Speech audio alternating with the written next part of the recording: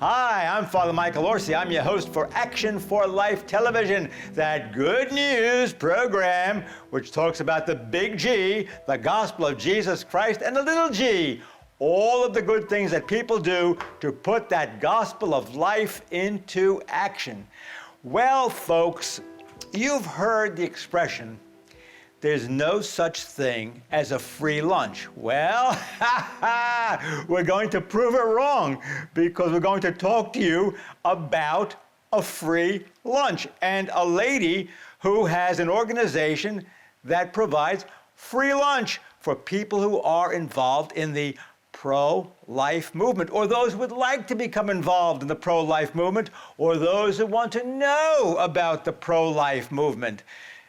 A lot of times people, they think they're alone. They say, well, you know, I feel this way. I feel strongly about the murder of the unborn, but, you know, I have no support group. And, you know, we do need a support group. We do need each other to inform each other, to console each other. Sometimes things happen. We hear about things and we say, oh my gosh, how are we ever going to overcome this? And we need to educate each other. And there's nothing better than to sit down and have a nice lunch and talk things over and meet like-minded people to grow with each other, to educate each other, to learn from each other, to support each other. And then when we do that, what happens? The movement begins to grow. We become stronger. Now, today we have a very, very generous lady. She's a philanthropist of time, talent, and treasure. Philanthropist, a lover of human beings. And these little unborn babies, they are human beings. And they need to be loved. We have to point out that they are worthy of our love, our care, our attention. And that's why this lovely lady, Janine Marrone, has put together an organization called Luncheons for Life. So, Janine, welcome. Nice to have you with us today. You are really a very generous lady. Tell us about your background. You have a background in banking, right? Indeed. Strategic marketing, sales, operations, international, did quite a bit. So you did one of the things that I really relied on significantly in my career was networking. So when I retired in 2006, I thought I would never have, the thing that I missed the most was I lost my network. I didn't ever realize that network would come back in a different way, shape, and form. The idea actually for Luncheons for Life came from the Word Among Us magazine. Tell us about that. How that influenced you. The Word Among Us is a liturgical accompaniment to the Mass. It's a publication comes out every month, and in it follows the Mass with some reflections, but it also has articles in it. And this one particular month, June of 2012. I read about Luncheons for Life going on in Louisiana, in New Orleans, Louisiana, and a gentleman by the name of Mike Hammer thought that, and I think he actually got the idea during Eucharistic adoration, so adding a little Catholic twist in this, and he thought that it would be great if he could acknowledge the pro-life industry workers around a really nice meal. And I think his first one, it was way before 2012, and he's still doing them, well, short of COVID, of course. His first one he had at Delmonico's, one of the nice eateries in Louisiana. Did you say Delmonico's? I think so. That is a very nice eatery. So the whole idea there was that these are underappreciated people. They don't get a chance to get out and so on and so forth. And I think it was more about recognition. And when he first started it, then he realized that when you bring like-minded people around a meal, great things happen. Cooperation, collaboration, just the Holy Spirit in action. What else can we say? So I got in touch with one of my friends. I said, this would be fun. And by the way, I wasn't particularly involved in pro-life at that point, but it was a network and I thought it was going to be fun. So I called one of my really kind of just well, a friend, but not somebody that I knew very, very well. And you may have remembered her, Kathy Mayerchin. Unfortunately, she passed away in Mm-hmm. 2016. But Mm-hmm. she was working at Solve. It's a maternity. You probably are familiar. It's a maternity home in the northern part of Sarasota County. And I said, "Do you think you would like to do this?" And she said, "Sure, but I'm not retired yet. I'm going to retire in December." Well, to be honest with you, I forgot about it. I generate a lot of ideas, and if they stick, they stick. If they don't, they don't. And so she called me in December and she said, "Do you want to do that idea?" And I said, "What idea?" And she said, "The luncheon." So we had our first luncheon in April of 2013, and they've been, short of, again, COVID, they've been going strong. Right now, there are 9 luncheons for life, 7 of them in Florida, and 2 of them outside of Florida. All right, let me ask you this. Okay, so you said let's have these luncheons for life like they're doing in Louisiana, Mhm. and you then decide that well, this is a good thing. We could bring this to Florida. We have 9 locations, Correct. and 7 in Florida. what I have to ask you is who's paying for this? Well, my husband and I do. Your husband Mhm. and you. Mhm. That's fantastic. I mean, that you are supplying the money for these luncheons. I mean, how many people usually show up? Well, there's probably, well, right now, we're starting in Venice because we're at the retreat center. So because of social distancing, maybe 25. But at the time, before COVID, it could be anywhere from 60 to 90, depending upon who was speaking. All right. Well, you're certainly putting your money where your mouth is. Could I ask you this, just between me and you? And your viewers. Well, yeah, but they won't tell anybody either. They're very loyal to me. How much does an individual lunch cost? I mean, is it a hot dog? What is it? No, it really, you have to have a fine meal. I mean, it's not a brown bag. It's not a pizza. It depends. I mean, I can tell you, just it depends. And really, it's not about the cost. It's about really what the outcome is. I mean, what we want to do is we want to have a nice meal, because what happens is people have to eat, and they really like to eat something good. I like to think that the people that are coming are not just coming for the lunch, but as somebody who's going to a luncheon, and you say to a pal, I'm going to go to this Luncheons for Life, and Pam Stencil is going to be speaking, and this is what we do at the luncheon. Do you want to come? And usually, when you say, well, it's going to be at Maggiano's, you're going to go. That's pretty nice. That's very nice. I think the thing about this is not really looking at it from what does it cost, is what do we gain? I mean, I'm a business person. I'm not going to, as a philanthropist, I'm not going to just throw a lunch for the sake of having a lunch. And it didn't take long before we saw the level of cooperation and the collaboration that came out. We have a guest speaker, not a banquet speaker necessarily, but just somebody maybe locally, or someone who has a message that they want to. Can I ask you though, who gets? All right, 2 questions I have for you. The first one is this: a date is announced. We are going to have a luncheon for life on a certain date and at a certain place. Now, is there a network of people that goes out and invites other people? How do you get people to come? Okay, well, it's really word of mouth. I mean, we send out the invite. So we right now on the Luncheons for Life list, we have 1,000 people. So in the ones that we run directly, so that's the ones in Florida. So there's 1,000 people on a constant contact list, and we encourage people to bring people like themselves. So it's not like a club. It's not like a Rotary club. In fact, it's the farthest thing from a club, because we really want it to be an expansive networking.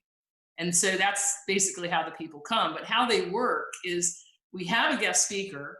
It's usually maybe a 20-minute, it's at 11:30 to 1:30, hard stop.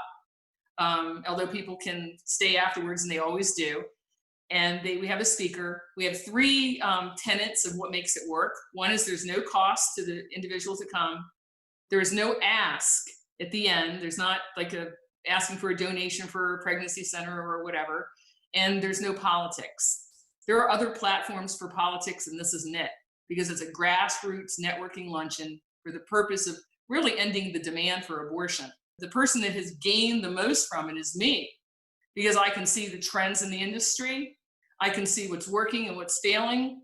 And on top of that, I can also use my philanthropy to support something. So I want to okay. know, how do you procure your guest speaker? Because certainly when people go to a luncheon, they say, even though it's, it's a free lunch, sometimes you have a guest speaker that maybe they've heard about and it draws a crowd, or maybe somebody that they haven't heard about and it's kind of like their debut. So tell us, how do you do that? Well, I mean, sometimes, and right now, they're coming to us. So, as an example, and this is funny because the president of Word Among Us is Jeff Smith. Jeff Smith was in California with Michaeline Friedenberg from Life Perspectives. She's one of the foremost experts in the country on teaching agencies, et cetera, on how to speak to people with reproductive loss, miscarriages and abortions for the purposes of healing. So they're together in California. She's out of San Diego. And she says to him, do you know any way I can get into Florida? So he says, call Janine Marrone. So she's been to every one of our luncheons promoting her business, which is support after abortion and miscarriage. Okay, So let me that's ask you an this. example of a speaker. So you get a speaker, but then, at the meeting or at the luncheon, do people have an opportunity to stand up and say, I represent such and such a group, and we invite you to take part in a certain event? Does that work that way, so people know what's going on? So that's basically that's the formula. So the formula is a half an hour of networking. Most of them were buffets. I'm not really sure what we're going to do as we emerge out of COVID, but so there were buffets. People get their very nice meal. They're at country clubs or they're wherever they are. Our Lady of Perpetual Help Retreat Center does a very fine job as well. And then they sit down and they eat. And somewhere around, I'm going to say 12:20 is usually the magic number. The speaker speaks. I mean, we've had just pregnancy centers talk, or someone who's been impacted by an abortion themselves, or a healing program, or it can be the maternity homes, or it can be just about anybody. We've had Jeannie Mancini from March for Life has been here when she's in town. So they range. And then somewhere around, the speaker ends, takes questions, and then around 12:45, we do something called Pass the Mic. And that's where anybody in the audience can talk about their concerns, their agency, as long as it's not politics. And pretty much I'd have to end it there. That tends to go south. So anyway, that's kind of how it works. And then at 1:30, as I said, we do a hard stop so that people that work can get back to work. And then those that have business with each other, and the networking doesn't stop. That's just fantastic, because we need, as I said at the beginning of the show, folks, we need a support group. And that's the essence of Christianity, really. Christians coming together, supporting one another, whether it's for going to mass or for Bible study, or just to discuss the issues of the day and how our faith must impact what is going on in the world and how we see it through a Christian lens. Now, Janine, you have a story you want to tell us. We were featuring pregnancy centers for the first 4 or 5 months of the luncheons. And by the time the 5th pregnancy center came along, the executive director decided to do something a little bit different. She brought in a counselor from her after abortion healing program that she had at her center. We had about 60 people in the room, and I can see that event like no other. Well, you've been at 250 events. That's fantastic. Correct. So anyway, she was speaking about her abortion experience, and for the first time in the number of months I was in pro-life, I had only thought that there was only one victim, and it was the baby. But there are other victims. The victims are the moms and dads that either are coerced into decisions, make bad decisions, then realize they made bad decisions. And I have to pause on that for a second, because as we know, the statistic is 1 out of 4 women by the time they're 45 will have an abortion. And of those that are having abortions right now, 50%, if not more, have had one before. So clearly the need to end that cycle of failure is an imperative. Ladies and gentlemen, do you hear those numbers? They're frightening. And as Janine said, it's not just the loss of the child, but the terrible damage done to the mother and the father. So this is a healing ministry that you have too. That's the segue into the healing ministry that was Boy, launched. I'm right on, ain't I, gang? I told you. So we had this woman spoke, and I thought you could have heard a pin drop, because everybody in the room was like I was. We were like astonished that, yes, there are more victims than that. Time goes on, and I'm learning more, and I'm trying to understand, why isn't it that we're healing more people? Why aren't more people coming for help? And so just after Kathy died in late 2016, we had a meeting with the pregnancy center directors, and being in strategic marketing and me noticing this, I just threw out to the pregnancy center directors, what if we could hire somebody who could inventory all of the healing programs and activities that are out there, and we can create a central intake for Southwest Florida, like the 211 program is for those that are socially disadvantaged. And so I threw it out and I said, listen, I'm willing to underwrite it if one of you would like to do it.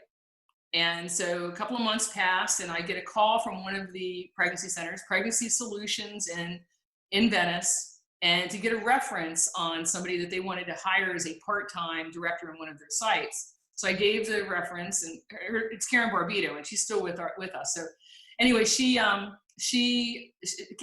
Cowan, who was the director at the time, said, I don't think I'm going to be able, she's so good, I don't think I'm going to be able to keep her part-time. What do you think if she used the other hours to work on that program that you were thinking of? And I said, great. So that was the launch for something that became support after abortion. One of the things that I think I realized at the time, but I didn't know it, was that there is no one-stop shopping for healing after abortion. And we have to heal because we have to end the cycle of failure and getting those people who have been impacted by abortion to talk about it.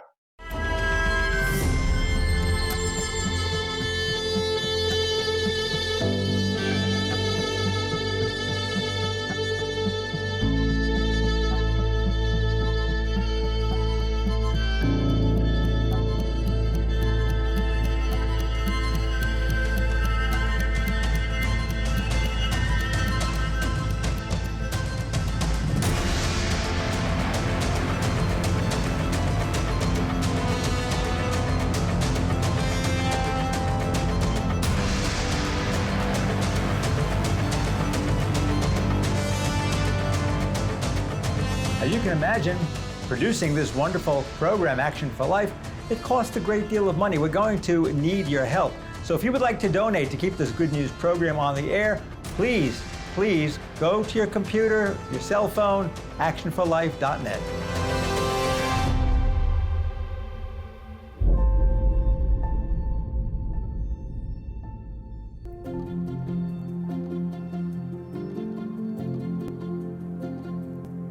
Thought for the day. I hope that all of you belong to a Christian community. Going to church is extremely important. Why? Because we need the support of other people in order for us to live a good Christian life. Christianity is a community religion. Please worship in your church this weekend. As we know, for the women and men who have been impacted by abortion, there's a downward spiral. Socially, morally, physically, even economically. And nothing good happens from it unless the healing happens. What Karen realized right away is that virtually everything was leading with faith.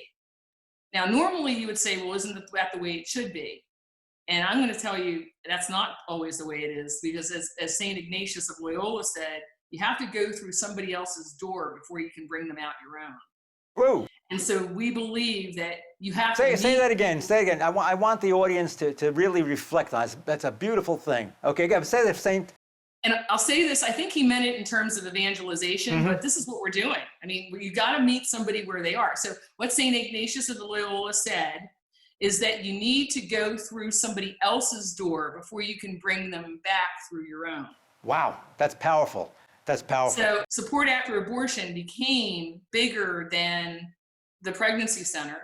It was incubated through 3 years. In the meantime, I'm commissioning research through Heroic Media, doing consumer research. And because that's what I'm a consumer. I come from a consumer selling background. All of the research that's out there today is virtually all clinical research. Big difference. So that's healing programs and how do they work and where do you scale on a depression scale? No, we wanted to know, we did women, and this one we only did women. We wanted to know, where are these women? Is there a marketing hotspot? Who are they demographically, and what's the deal? Oh, this is, you followed the science. Yes. All right, you follow it. See, folks, when they say, these pro-lifers, they don't understand, they're out of reality, that's not the science. Janine's telling us they followed the science. And is your, data available? Could people get that data? Well, as a matter of fact, that's another good weekend. July 30th through August 1, we will be hosting approximately 60 different angles or presenters. Some, actually, we'll have clergy, both Protestant and Catholic. We will have African Americans and Caucasians. We will have young and old. We will have people impacted by abortion, people that have healing programs, people who know how to teach. So we will have about 60 different presenters in 20-minute presentations. Okay, where are they going to get this? How are they going to get this? Tell us how they're going. It's like this be like virtual. How do they do this? Support After Abortion virtualconference.com. Okay, and give us the dates. If you go on there now, you can sign up for it. It's live for registration. Okay, so you have to register for this, and then it will come into your home. And, correct. And give us the dates again and the times. Noon on the 30th of July until August 1, and then it's free during that period. And then you can sign up for the premium pass, which is $49.95, and then you get the recording for the next 90 days to see more of it.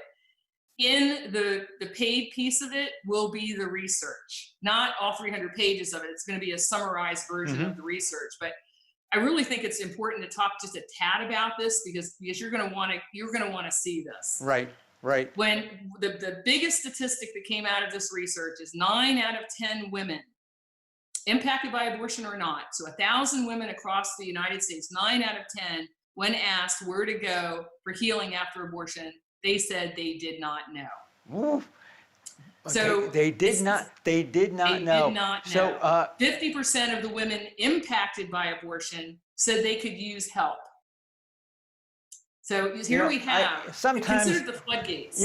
We presume certain things, folks. We think that people know where to go, and you go to church and you presume that maybe in church they talked about it. Maybe it was in the church bulletin. They need people to tell them. That's why we're supposed to be disciples. Go out and tell people what's available to help them. And we talk about that's good news because people are suffering and they need somebody to say, hey, we have something that is going to help put your life back together again. So please, get the word out. Go to your pastor and say, hey, pastor, could you put this in the bulletin? Maybe go to the church office and say, look, this is a wonderful event that's going to take place. Could you put it in the bulletin, announce it in church, and give people an opportunity then to talk about this? You got to talk. You got to talk. That's where it's all about, folks. Where 2 or 3 are gathered, there I am present. So, where 20 were gathered, Jesus was there too. And you know what? As I said, even if you're watching it, live streaming or Zooming or whatever else, you folks do today, sit down, have lunch, have a friend over. Even the kids should watch something like this and enjoy lunch and enjoy the guest speaker and get the facts. Get the facts. This is not just like a bunch of fluff of people that are out there in outer space someplace. Oh, abortion is bad. I just feel bad. No, Janine got the goods on the whole thing, and it's going to be available. It's going to be available to all of us. Janine, you're fantastic. You're a great guest. You're a very, very generous lady. And I hope that we get a chance to see each other again soon. Well, hopefully after the conferences we'll learn more, but I do have to leave you with one thought that is a little disturbing. In the promotion of the Support After Abortion virtual conference, we boosted our own website on Facebook and promoted the conference. And I can't tell you, we got a ton of hate mail from pro-life people. Wait, run this by me right now. Hate mail from pro-life people. They're pro-life people. They're saying that abortion is murder and that these people should basically die too. It was, and some were worse than that. Who should die? So my message in this, but I really didn't think that was there, but it is. Wait. Let me run through this one more time. Mm-hmm. Pro-life people sent you hate mail. Or they were hate comments. Hate comments directed at who? I guess directed at us for what? Promoting because we're promoting healing. Oh, they're mad because you're promoting healing, huh? Correct. Well, let me tell you, folks, if you know anybody that is mad about promoting healing, tell them they're fake, phony frauds, because Jesus is all about love and he's all about healing. So, you meet those people. Yeah. I mean, you meet those people. I mean, you could just tell them what I said. Tell them they're frauds and, they're playing with the devil. That's my comment on the whole thing. How's that, Janine? I think that's great. I go one step further in saying perhaps they have something that they need healed as well. Janine's being very nice. She's saying they have issues. But we'll take care of them, because you know why? God is on our side. Absolutely. And Janine's for action, and I'm for action, and I hope you are too. God bless you. Have a great week. We would like to thank our generous sponsors for their wonderful support.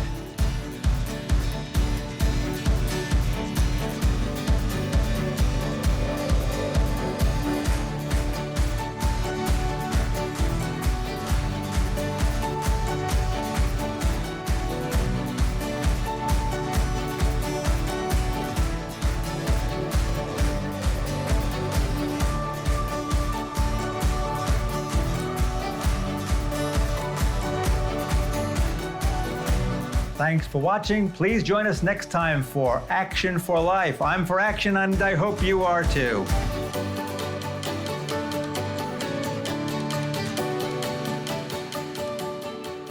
I'm Father Michael Orsi. I am your host for Action for Life Television, that good news program which talks about the gospel of Jesus Christ, the big G, and the little g, all the good things that people are doing to put the gospel of life into action. So please join us for the next episode of Action for Life.